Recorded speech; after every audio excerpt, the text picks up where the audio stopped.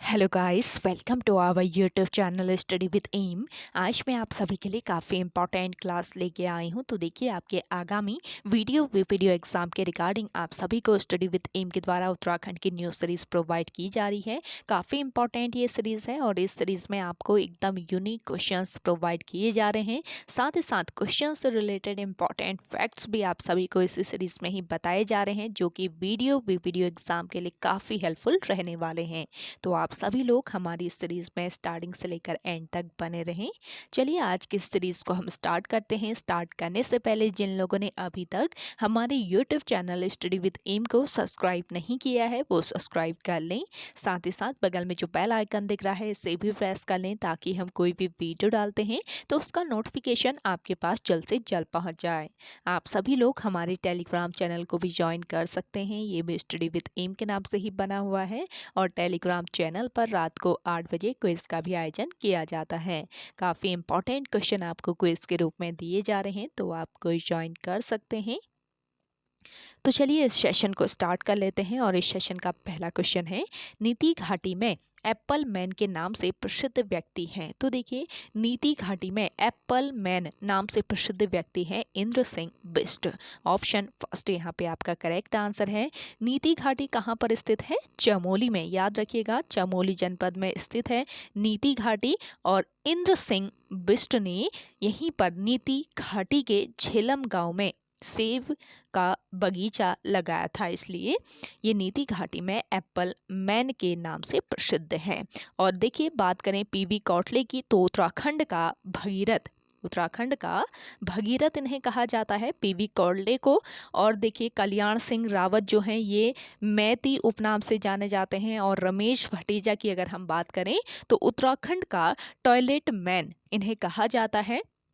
और आप लोगों से पूछ लिया जाए कि उत्तराखंड राज्य में मशरूम गर्ल के नाम से कौन प्रसिद्ध है, तो आप सभी को याद रखना है, उत्तराखंड में मशरूम गर्ल के नाम से प्रसिद्ध हैं दिव्या रावत। ये भी आपका महत्वपूर्ण पॉइंट है। नेक्स्ट क्वेश्चन देखें, टिहरी की कहानी किस लेखक की रचना है? तो देखिए, टिहरी की कहानी ये रचना है विद्यासागर नौटियाल की। ऑप्शन फोर्थ यहाँ पे आपका राइट आंसर है। देखिए, विद्यासागर नौटियाल, इनके जन्म की अगर हम बात करें, तो 23 सितंबर 1933 को इनका जन्म टिहरी जनपद के माली देवल गांव में हुआ था। विद्यासागर नौटियाल प्रसिद्ध कथाकार, स्वतंत्रता सेनानी एवं कम्युनिस्ट नेता थे। टिहरी राजशाही के विरुद्ध इन्होंने संघर्ष किया था। और देखिए, इन्हें साहित्य सेवा के लिए श्रीलाल शुक्ल स्मृति, इफ्को साहित्य सम्मान व पहल सम्मान सहित कई सम्मान मिले थे। और इनका निधन जो हुआ था, ये 2012 में हुआ था। बैंगलोर में इनका निधन 2012 में हुआ था। अगला क्वेश्चन देखेंगे, कॉमन पिकॉक को राज्य तितली कब घोषित किया गया? देखिए, उत्तराखंड राज्य तितली है कॉमन पिकॉक, इसको ध्यान रखेंगे, इंपॉर्टेंट क्वेश्चन है। और कॉमन पिकॉक को राज्य तितली कब घोषित किया गया, आप लोगों से पूछ लिया जाए, तो आपको याद रखना है वर्ष 2016 में, यानी कि ऑप्शन फोर्थ यहाँ पे आपका राइट आंसर हो जाएगा। देखिए, कॉमन पिकॉक जो है, ये तितली की एक प्रजाति है, तितली की एक प्रजाति है। और देखिए, 7 नवंबर 2016 को कॉमन पिकॉक या लोक मोर को राज्य तितली घोषित किया गया। वैज्ञानिक नाम आप लोगों से इसका पूछा जा सकता है, तो वैज्ञानिक नाम याद रखेंगे, पैपिलियो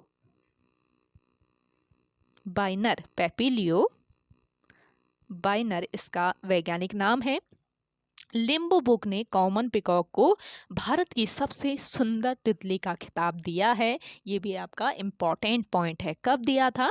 1996 में। और देखिए, देहरादून के लच्छीवाला में बटरफ्लाई पार्क खोला गया है।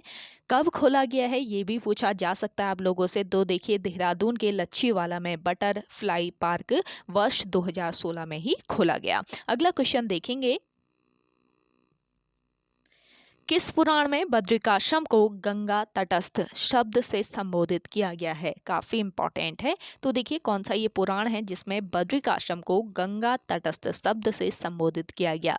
तो देखिए, ये पुराण है आपका वामन पुराण। ऑप्शन सेकेंड यहाँ पे आपका राइट आंसर है। वामन पुराण में मुख्य रूप से विष्णु के दिव्य महात्म्य का व्याख्यान है। विष्णु के वामन अवतार से संबंधित यह 10,000 श्लोकों का पुराण शिवलिंग पूजा, गणेश स्कंदाख्यान, शिव पार्वती विवाह आदि विषयों से परिपूर्ण है। और देखिए, बद्रिकाश्रम गढ़वाल में एक प्रसिद्ध हिंदू तीर्थ स्थल है, आप सभी को ही पता होगा, जहाँ किसी समय नर नारायण ऋषियों ने तपस्या की थी। और पुराणों में बद्रीनाथ जो है, बद्रीनाथ को क्या कहा गया है? योग सिद्धा, मुक्ति प्रदा, इसके अलावा बद्रिकाश्रम और विशाला कहा गया है। तो देखिए, इस तरीके से घूमा फिरा कर भी आयु क्वेश्चन आपसे पूछ सकता है, तो आपको हर तरीके से याद रखना है। बद्रिकाश्रम जो है ये बद्रीनाथ का ही अन्य नाम है। और देखिए, चमोली जनपद में स्थित है। और किस नदी के तट पर स्थित है बद्रीनाथ? अलकनंदा नदी के तट पर। अगला क्वेश्चन देखेंगे,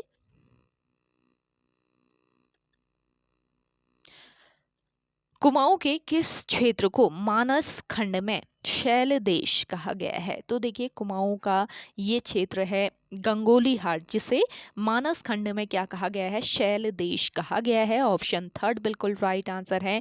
गंगोली हाट जो है ये सरयू व रामगंगा नदी के बीच स्थित है। पिथौरागढ़ जनपद में है, आप सभी को ही पता होगा, नहीं पता है तो नोट कर लीजिएगा। पिथौरागढ़ जनपद में स्थित है आपका गंगोली हाट। गंगोली हाट को किसने बसाया था? याद रखेंगे, राजा सुजान देव द्वारा गंगोली हाट बसाया गया था। और देखिए, यहाँ पे गंगोली हाट किला स्थित है, जो कि गोरखों द्वारा बनवाया गया था 1789 में। गंगोली हाट में एक प्रसिद्ध मंदिर भी है, जो कि कौन सा मंदिर है? हाट कालिका देवी मंदिर। पिथौरागढ़ जनपद के गंगोली हाट में हाट कालिका देवी मंदिर स्थित है।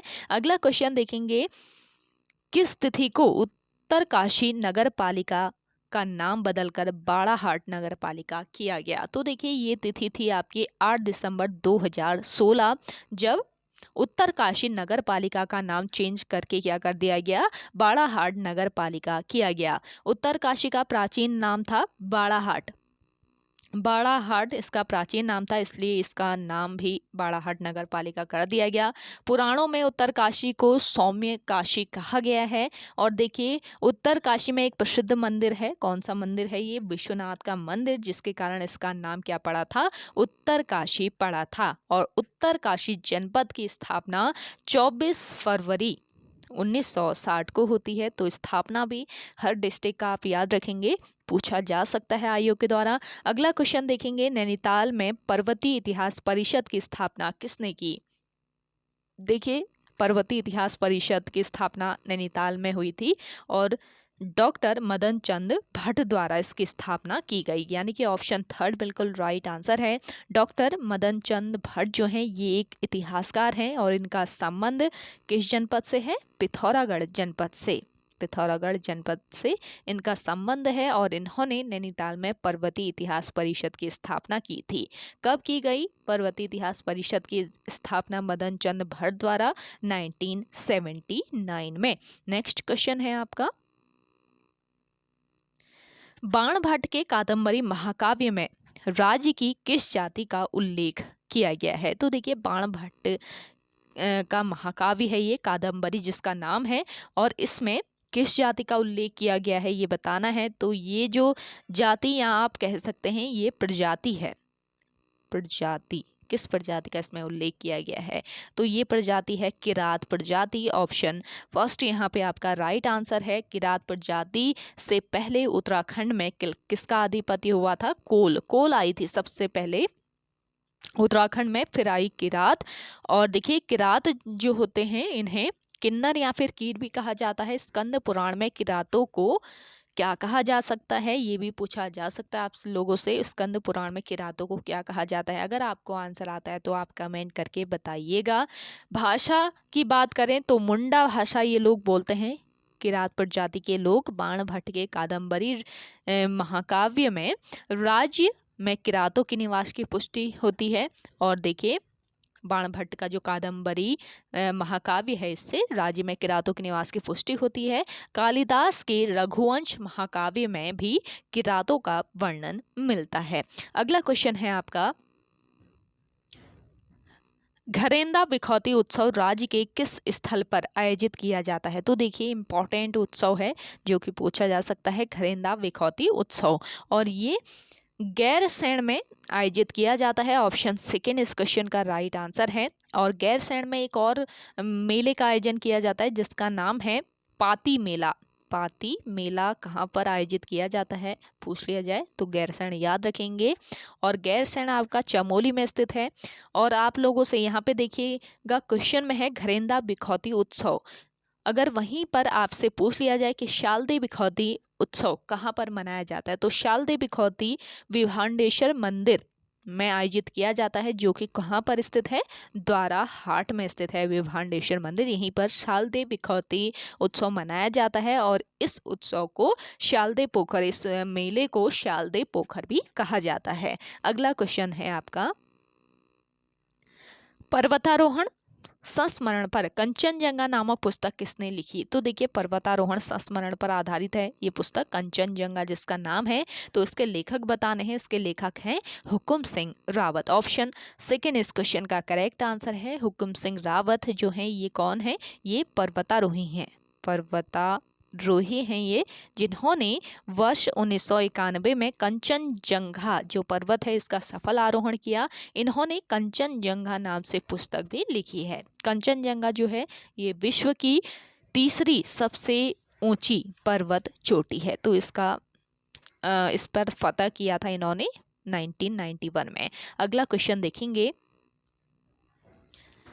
श्रीदेव सुमन के निधन की जांच हेतु किस कमेटी का गठन किया गया? तो देखिए श्रीदेव सुमन की निधन के जांच हेतु एक कमेटी गठित की गई जिसका नाम है BD Pandey committee. Option first यहाँ पे आपका राइट आंसर है। श्रीदेव सुमन का जन्म कब हुआ था? 25 मई 1916 को इनका जन्म टिहरी के जौल गांव में हुआ था। जनपद के साथ साथ गांव भी याद रखेंगे, कभी कभी गांव भी पूछ लिया जाता है। तो जौल गांव में इनका जन्म हुआ था।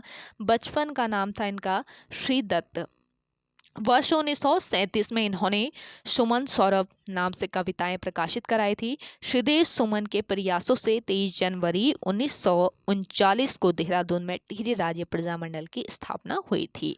और देखिए इनका निधन जब हुआ था तो इनके निधन की जांच हेतु एक कमेटी गठित की गई थी और इस कमेटी का नाम था BD पांडे कमेटी। अगला क्वेश्चन है आपका, गढ़वाल के प्रसिद्ध चित्रकार मौलाराम के गुरु का नाम? तो देखिए गढ़वाल के प्रसिद्ध चित्रकार हैं मौलाराम और इनके गुरु का नाम क्या है? राय सिंह। गुरु राय सिंह, इसको करेक्ट कर लीजिएगा, गुरु राय सिंह इनके गुरु हैं। और देखिए मौलाराम जो हैं, मौलाराम तोमर गढ़वाली शैली के प्रसिद्ध चित्रकार थे। जन्म हुआ था इनका 1743 में। कहाँ पर? श्रीनगर में। और मौलाराम का पारिवारिक पेशा क्या था ये पूछा जा सकता है। तो देखिए इनके वंशज जो थे वो सुनार थे, यानी कि इनका पारिवारिक पेशा क्या था? सुनार थे ये लोग। और मौलाराम का आध्यात्मिक ग्रंथ पूछा जा सकता है तो याद रखेंगे मनमथ सागर। मनमथ सागर इनका आध्यात्मिक ग्रंथ है। अगला क्वेश्चन देखेंगे, राज्य में शिव की संहारक मूर्ति कहाँ से प्राप्त हुई है? तो देखिए राज्य में शिव की संहारक मूर्ति प्राप्त हुई है लाखा मंडल से। ऑप्शन सेकेंड यहाँ पे आपका राइट आंसर है। लाखा मंडल देहरादून के जौनसार क्षेत्र में स्थित है, यमुना व रिखनार नदी के संगम पर स्थित है। और देखिए लाखा मंडल उत्तराखंड शैली का बना प्राचीन शिव मंदिर है। पुराना नाम था इसका मढ़, ये ध्यान रखेंगे, मढ़ जो है ये लाखा मंडल का प्राचीन नाम था। अगला क्वेश्चन है आपका, उत्तराखंड में ढोल संग्रहालय कहाँ स्थित है? Most important question. देखिए ढोल संग्रहालय स्थित है चमोली जनपद में। ऑप्शन सेकेंड यहाँ पे आपका राइट आंसर हो जाएगा। ढोल जो है ये उत्तराखंड राज्य का वाद्य यंत्र है, राज्य वाद्य यंत्र है उत्तराखंड का ये ढोल, जिसे वर्ष 2015 में राज्य वाद्य यंत्र घोषित किया गया। और भंडारी कमेटी की सिफारिश पर ढोल को राज्य वाद्य यंत्र घोषित किया गया? और राज्य में एकमात्र ढोल सागर ज्ञाता कौन है पूछ लिया जाए तो आप याद रखेंगे उत्तम दास। उत्तम दास जो है ये राज्य में एकमात्र ढोल सागर ज्ञाता है।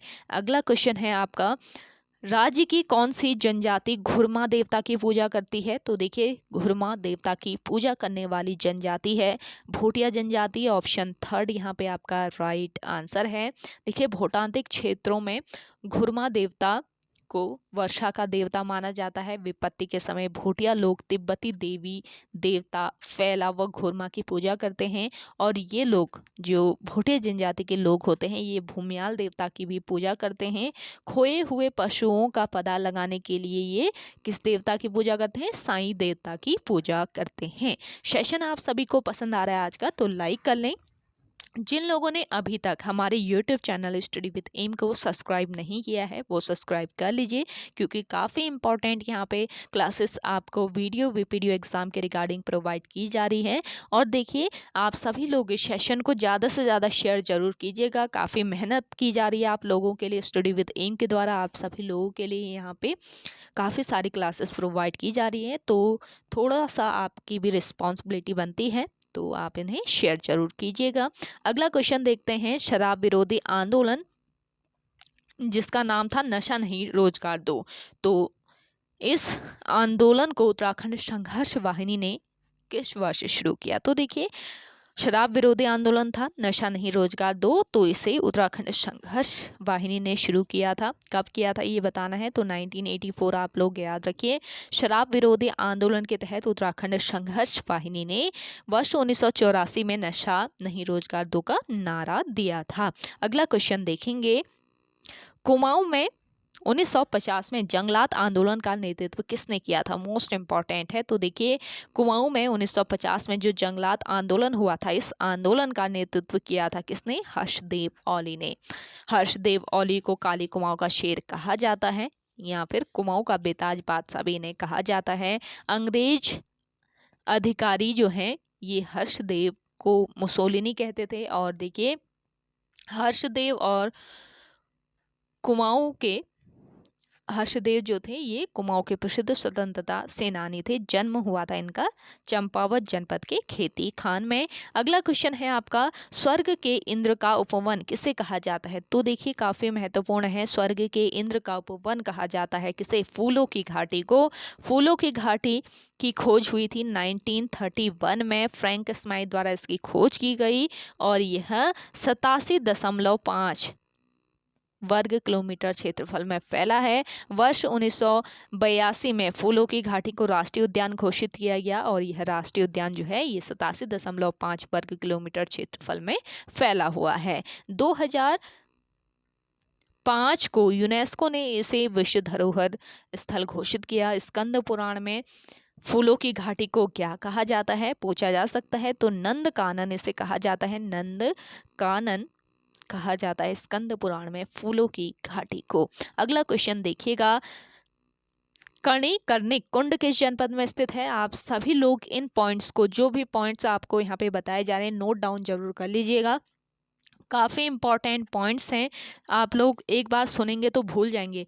तो हो सके तो आप कॉपी पेन लेके बैठें इस क्लास को देखने के लिए। डेली सुबह 10 बजे प्रोवाइड की जा रही है। साथ ही साथ नोट डाउन कर लीजिए और आप रिवाइज करते रहें ताकि वीडियो का जब एग्ज़ाम हो तो आपको कोई भी क्वेश्चन आयोग पूछ ले उठा के तो आप वहाँ पे करेक्ट करके आएँ। तो वीडियो एग्ज़ाम के लिए जी तोड़ मेहनत पे लग जाइए। तो बहुत थोड़ा टाइम है आप लोगों के पास और ये गोल्डन अपॉर्चुनिटी है, इसको आप हाथ से मत जाने दीजिए। तो यहाँ पे आप सभी को स्टडी विद एम के द्वारा क्लासेस दी जा रही हैं तो आप इन्हें ज्वाइन कर सकते हैं। बिल्कुल फ्री ऑफ कॉस्ट है। साथ ही साथ रात को 8 बजे प्रैक्टिस सेट दिया जा रहा है जो कि UKSSC के पैटर्न पर तैयार किया गया है। तो आप प्रैक्टिस सेट भी बिल्कुल फ्री ऑफ कॉस्ट ज्वाइन कर सकते हैं। स्टडी विद एम पर आप विजिट कर लीजिए, चैनल को सब्सक्राइब कर लीजिए तो वहाँ पे सारी क्लासेस आपको एक साथ मिल जाएंगी। और देखिए कणिक कुंड जो है ये आपके कहाँ पर स्थित है?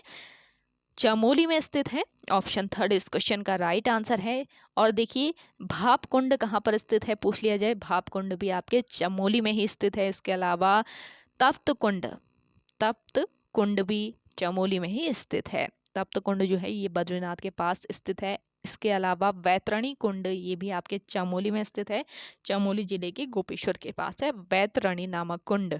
अगला क्वेश्चन है आपका,